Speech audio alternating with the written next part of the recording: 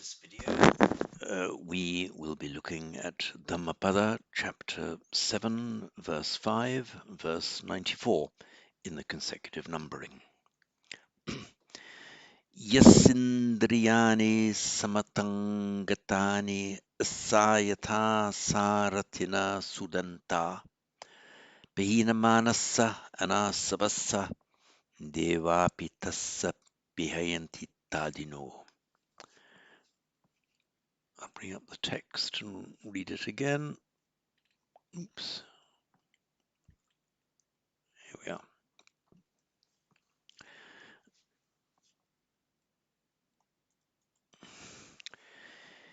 Yasindriyani samatangatani asayatha saratina sudanta Behinamanassa anasavassa devapitassa bihayanti tadino. So yassa indriyani, of whom the senses, means the person whose senses. Of whom the senses, samatangatani, samatha, quietness, calmness, gatani, past participle of gata, neuter plural to agree with indriyani, the senses have gone to calmness, in other words, become calmed. So, of whom the senses have gone to calmness, asayatha saratina sudanta, asa, a horse, plural asa, asayatha, like horses, sudanta, well tamed, Sartina, by the charioteer. Pahina Manasa, whose mana, whose pride has been abandoned. Anasavassa, one who is without asavas. Devapi, that's Deva Api, even the gods. Tassapihayanti tadino, even the gods envy a person like that. Now let's unpick this. The Indriyani, the senses, let me call up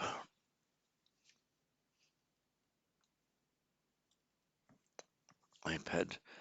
In fact, it's from the name of the Hindu god Indra. And you can make an adjective out of it, Indriya. By the way, note that this NDR appearing together, or even DR appearing together, is very rare in Pali. We would normally have found Indriya would have normally become something like India, but it doesn't. Pali has retained the old Vedic form of the name Indra and Indriya. So Indra, the god, and Indriya is therefore Indra-like, like a divine power, because the senses, our normal 5 or 6, how you count them, were regarded as being divine powers given to living creatures. So it's come to mean just an ordinary word for the senses. So of whomever, so yassa, of whom, say of whomever, of whomsoever, yassa, indriyani, whose senses, gatani, gone, samatam, to calmness, whoever has senses that have been calmed down, yata asa, like horses, saratina sudanta, well tamed by the charioteer. The root dam,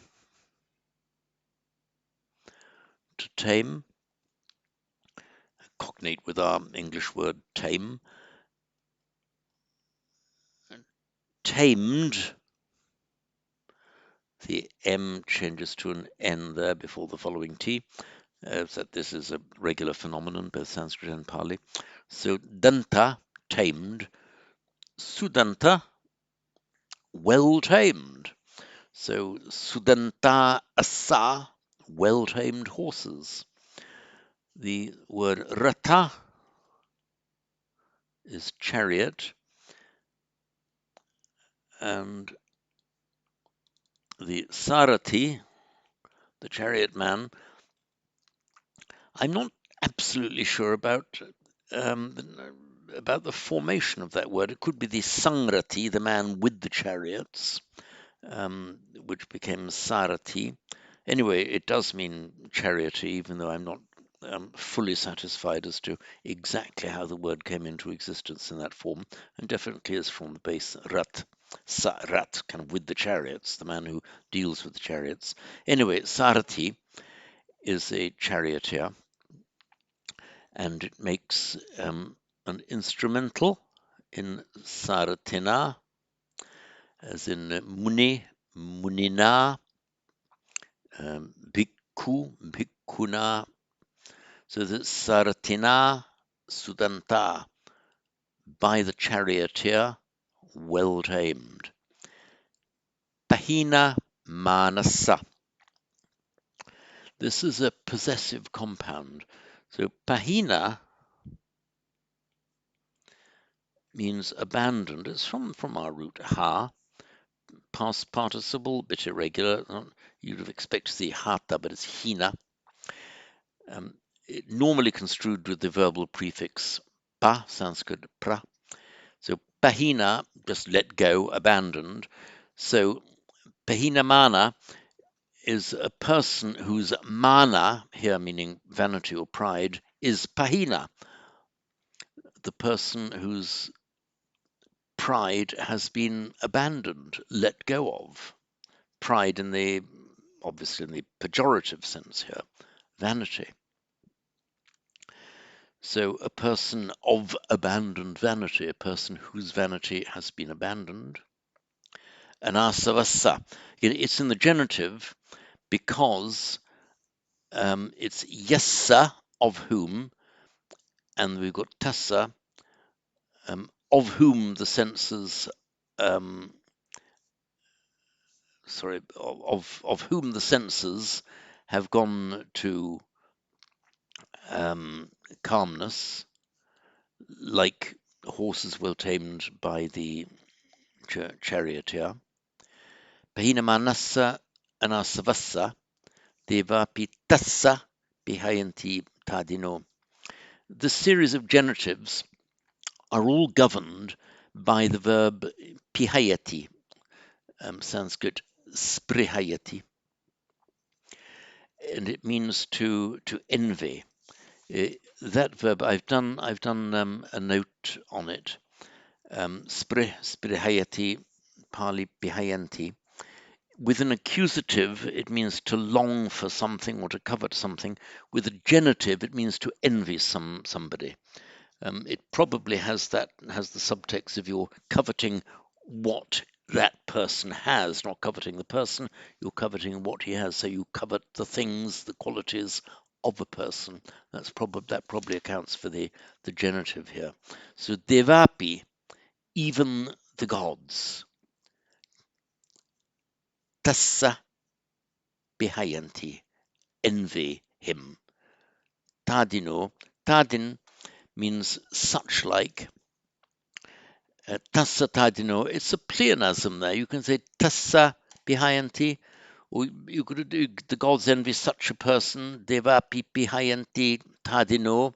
The tassa is pleonastic there. You often find this pleonastic tassa with a pronoun or a quasi pronoun as here. The sentence would have been perfectly correct grammatically if it were just devapi tassa pihayanti or devapi pihayanti tadino. It makes more, so the gods envy, devapi tassa pihayanti, the gods envy him. Devapi pihayanti tadino, the gods envy such a person.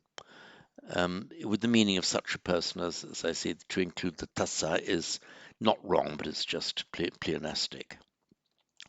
Now, anasavassa, this is our word asava, variously translated as the inflows or the outflows. In Sanskrit and Pali, it can actually mean either. It's just the sava is flowing, asava is like a directional flowing. It can mean flowing in or flowing out.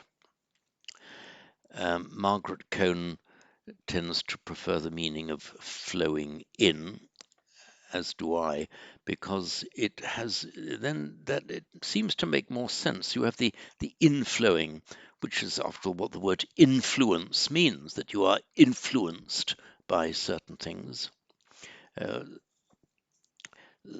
But the matter is not free from doubt, and there are legitimate arguments on either side. This is from the root sru,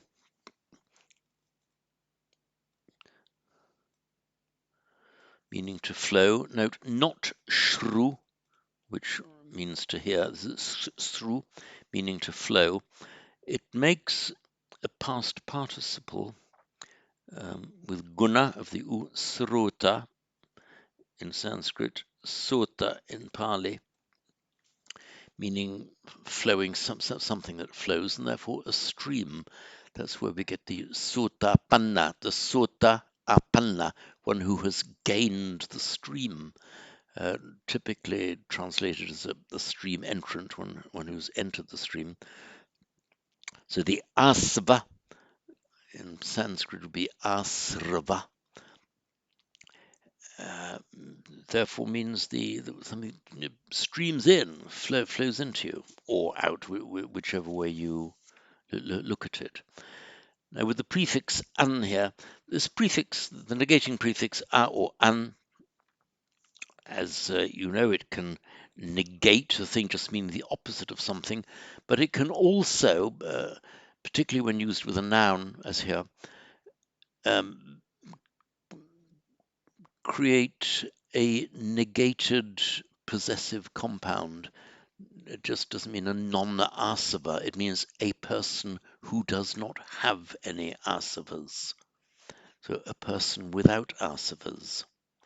So deva devapi, even the gods, pihayanti, envy, yassa indiani, samatangatani, he whose, they envy whose senses have gone to stillness, asayata saritina sudanta, like horses well tamed by the charioteer, pahina manasa, who has abandoned vanity, anasavassa, another genitive, who is without pride, or who has rather abandoned pride, bad pride, vanity. So I will read this once more. I'll bring up the text for you. Here we are. Yasindriyani samattang gatani asayata sarathina sudanta Pahinamanassa anasavassa devapi tassa pihayanti tadino. And once more. Yasindriyani samatangatani asayata sarathina sudanta Pahinamanassa anasavassa devapi tassa pihayanti tadino. And that's it on this video.